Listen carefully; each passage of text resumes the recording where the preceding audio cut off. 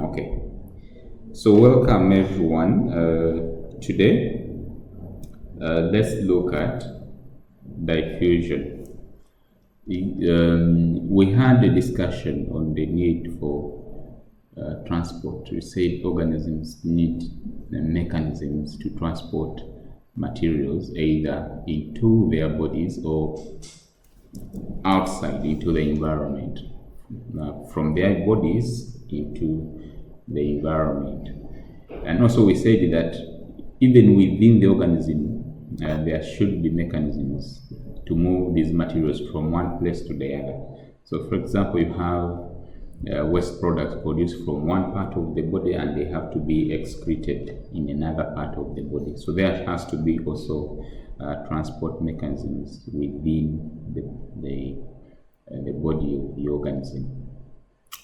So we looked at the fact that we have two main mechanisms, that is active transport and passive transport, and the major difference relates to how energy needs to be used in active transport and no energy needs to be used in passive transport. Okay, and we said that under passive transport we have diffusion and osmosis. Okay, we have diffusion, we have osmosis, some of the major mechanisms of transport in organisms. Okay, but of course there is what we call mass movement or mass transport that we shall also look at in another session. Okay, so starting with the diffusion, we want to interest ourselves in the definition for diffusion, how diffusion is very important to living organisms, the different types of diffusion.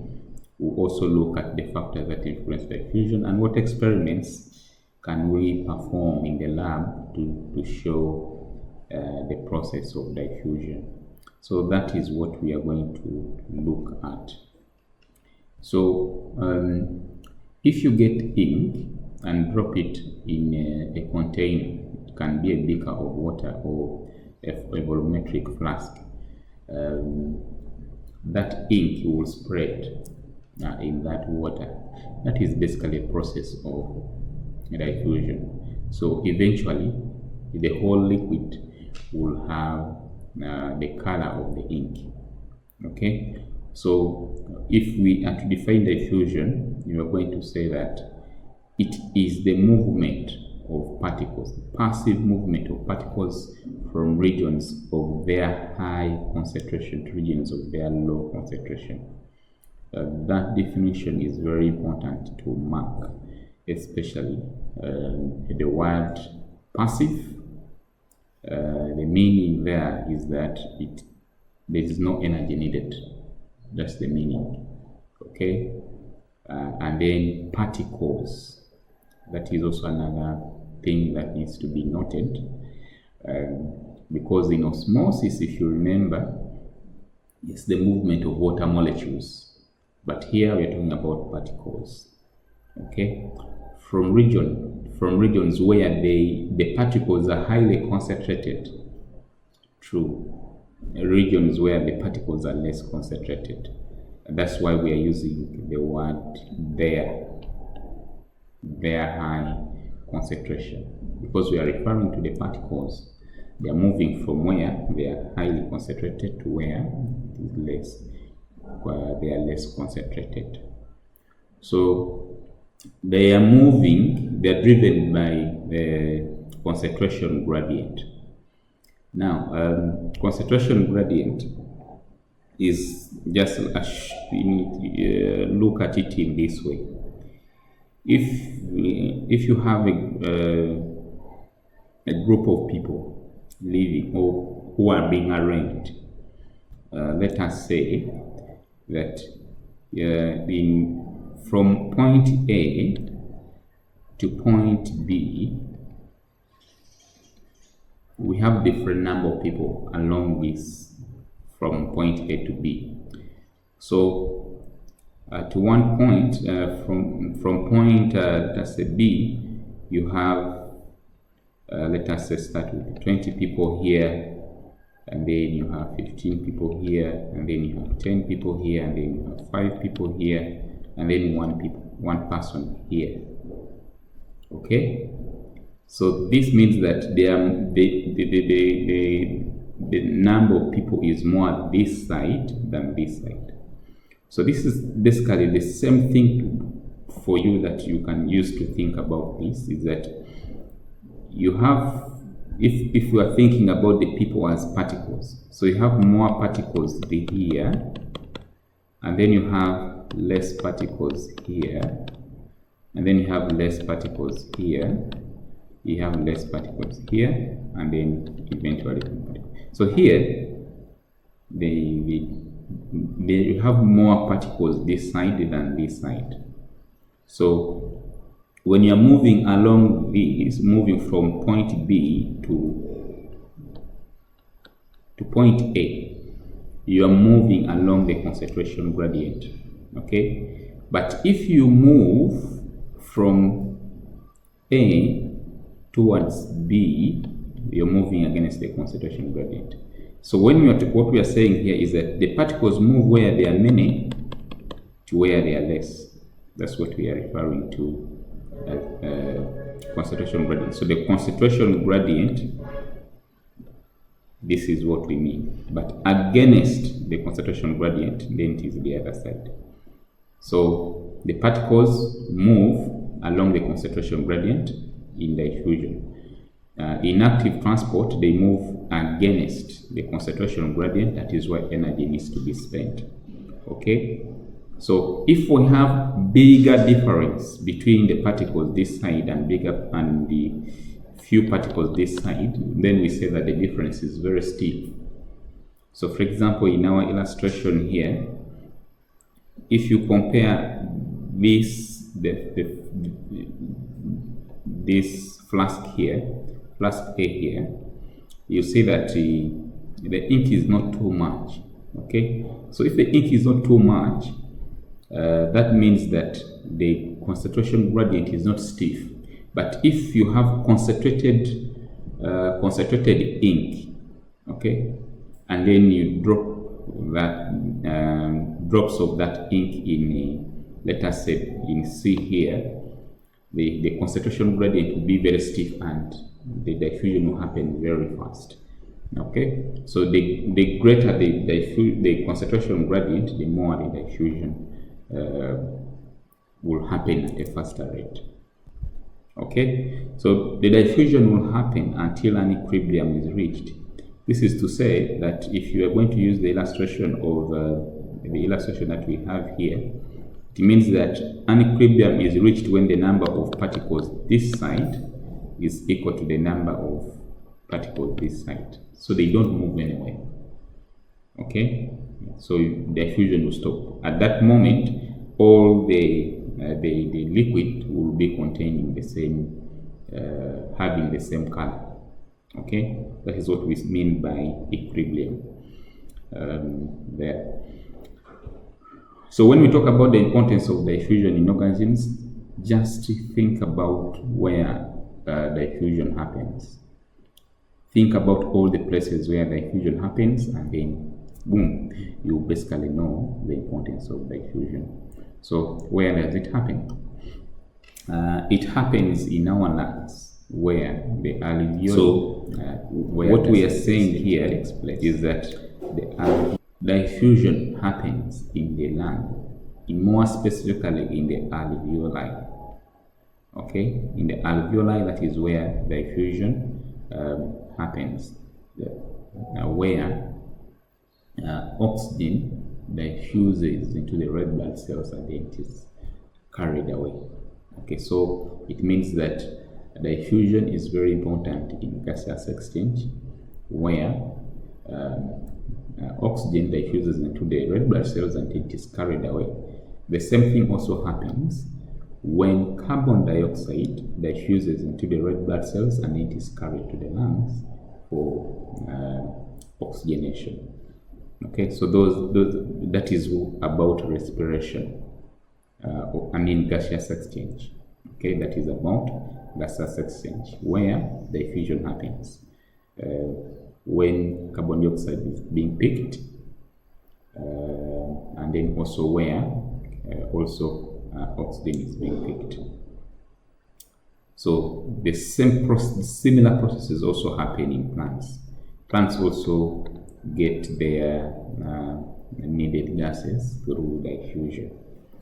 And then we come to the gastrointestinal tract, or the digestive system, where we have nutrients being absorbed into the bloodstream.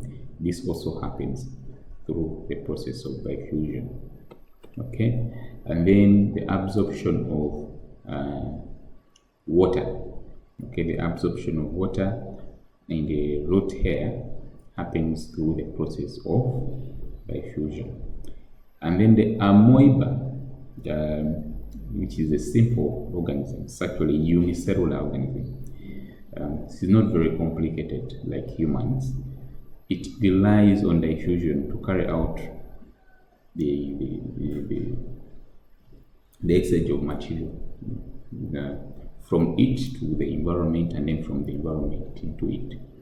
So these simple organisms can rely on diffusion for their needs.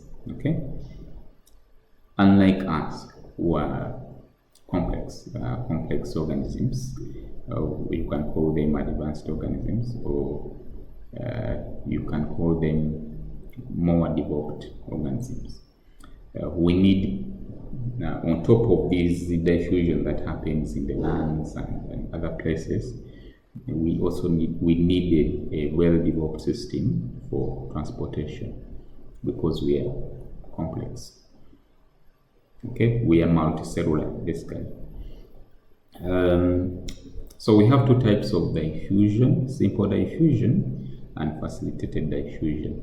Simple diffusion happens when you have a cell here. If this is a cell, the particles just cross that cell, enter, or just get out. That is simple diffusion. Nothing complicated. It's along the concentration gradient, so no energy is required. So this here is the cell membrane that we are saying. The cell membrane is more complicated, so in terms of structure, but basically this is the illustration saying that the particles move from where they are highly concentrated to where they are less concentrated along the concentration gradient. So no energy is required. And then we move to facilitated diffusion. Okay, the word facilitated here is basically to show the fact that there is some help. Okay, there is some help needed. The particles need some help to move. So the help is provided by these carriers, protein carriers. So along the cell membrane, what we are basically saying, if this is the cell membrane, we have some carriers that where the particles will attach from this point and then will be carried to this point. Okay, it's just like having to cross the river. Someone can carry his luggage on the back and then they cross safely. So look at the protein carriers as someone who carries the luggage, and then when they reach the other side, the luggage can find other means to move. So what factors influence the rate of diffusion? We said the steeper the concentration gradient, the more the particles will diffuse. This is basically, if I'm to repeat, if we are talking about particles moving from A to B, if we have more particles here, more solutes or particles generally, and a few of them here, then diffusion is going to be very fast. But if we have a situation where the particles from A to B are almost similar, the difference is very little, then that means it is not a stiff concentration gradient. So therefore the movement here is slower compared to the movement here. That's point number one. Temperature increases the rate of diffusion. Why? Because the temperature increases the kinetic energy of the particles. This is to say that the particles will move at a higher speed. So the rate of movement is increased, and therefore diffusion will happen very fast. Okay, just remember that temperature increases kinetic energy of particles. If the particles are smaller, then they will diffuse easily. Just like a person who is big and not fit, they may not really move at a faster rate compared to someone who is small and fit. They can easily move at a faster rate. That's the same thing that happens. If you have particles that are huge, movement becomes hard. The distance that the particles have to move. Okay, so for example, in our first case here, if we had a bigger, a larger container, then the rate of diffusion will be very slow compared to if it is a small container. Okay, and then the surface area. One of the reasons as to why the amoeba that we talked about here relies on diffusion alone for its needs is because it has a larger surface area to volume ratio. Okay, so the larger the surface area, the faster the diffusion. So if for small organisms like the bacteria, that means that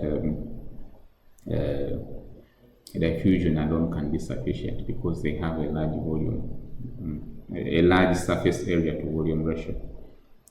Okay, so those are the factors that influence the rate of diffusion. Now we move to how we can show that diffusion happens in gases. This is a very simple experiment. What basically happens is that you get cotton wool, shock the cotton wool in one piece, soak in ammonia solution, another piece, shock in hydrochloric acid. Okay, and then insert them into a long glass tube. Okay, one at one end, one at the other. Okay, and then observe what happens. What you will see is that white fumes will be formed, or white smoke, and that white smoke is because of ammonia chloride that has been formed. Okay, so what we are basically saying is that after you have put this your cotton wool at either end, what you will see is this white ring here. That white ring is formed because ammonia diffuses from this point to this towards this side. Hydrochloric acid also diffuses from this side up to this side. Now they will meet in the middle. When they meet in the middle, they form another compound, which is ammonium chloride. Now this ammonium chloride is a white ring that will be formed. What you will notice that then, since they are not meeting in the middle, the ammonia chloride is formed closer to the hydrochloric acid. What does this mean? It means that this one is able to move faster than this one, than the hydrochloric acid. It's just like if you have two people running towards one another. The one who runs very fast will cover a longer distance compared to one who runs slower in a slow pace. Okay, so this is basically demonstrating to us that diffusion happens in gases. ammonia diffuses from this side, and then hydrochloric acid diffuses from this side, and then a tube is formed. And then we can also demonstrate diffusion in liquids using potassium permanganate. This is also a very simple procedure. You get your crystals of potassium permanganate, distilled water, and you put this water in a volumetric flask or even a beaker. So you drop these particles, because the potassium permanganate is purple, the particles of potassium permanganate will spread out, will diffuse. Eventually all the water will be purple, and that is an indication that the particles of potassium permanganate have actually diffused.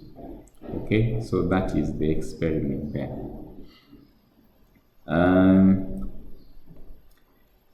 So let's look at the difference between diffusion and osmosis. We noted that with osmosis it is about particles of water molecules actually moving. Water molecules are the ones moving. That is very key. For diffusion, it's about particles.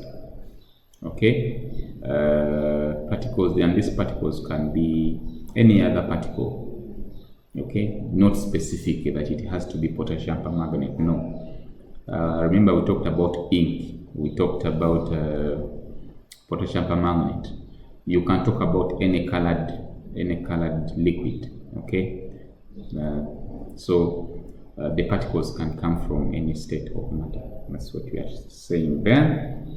In diffusion, there should be a semi-permeable membrane, which is, we said that it's one that allows certain particles, certain solids to move, and then others don't move across it. With diffusion, you don't need that. It does not require a semi-permeable membrane, or you don't need any specific membrane. In osmosis, the water molecules move in response to the concentration of the solute. Okay, concentration of the solute. Here, the movement of the particles is because of their own difference in concentration. So here, just assume you have a beaker, and then you have water there, and then you put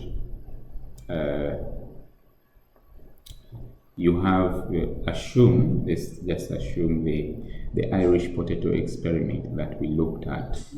Okay, with that Irish potato experiment, you said that you erase this. Okay, so we go to our Irish potato experiment. So you have your beaker, you have your Irish, and that Irish has sugar here. Okay, in osmosis, the water moves from the beaker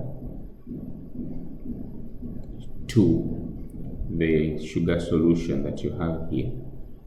Okay, so the movement is because of the sugar solution, which is a solute here. That is osmosis. With diffusion, the particles move from areas where they are highly concentrated to areas where they are low concentrations. So that's the difference there. And then we can talk about examples here, the last part. The osmosis happens in root hair cells, okay, in absorption, and then with diffusion there are a lot of phenomena where diffusion happens. And for example, when someone is cooking, you are able to pick the aroma or the flavors that they are using, because the particles diffuse towards you. even issues to do with the cologne that you put on. Someone is able to know that you have a perfume on because of diffusion, and a number of things in our daily lives. Okay, so that marks the end of this presentation, where we have looked at diffusion and emphasized that diffusion is about movement of particles from areas where they are of higher concentration to areas where they are of low concentration. But the key thing is that the process is passive. It does not require energy.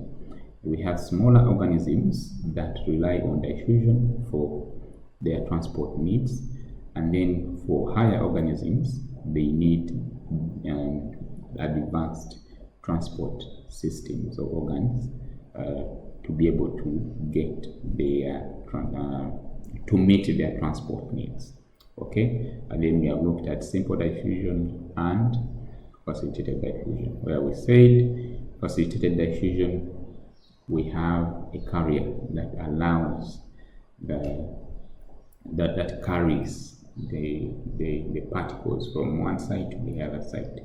For simple diffusion, just cross alone and there is no energy required. Thank you for listening.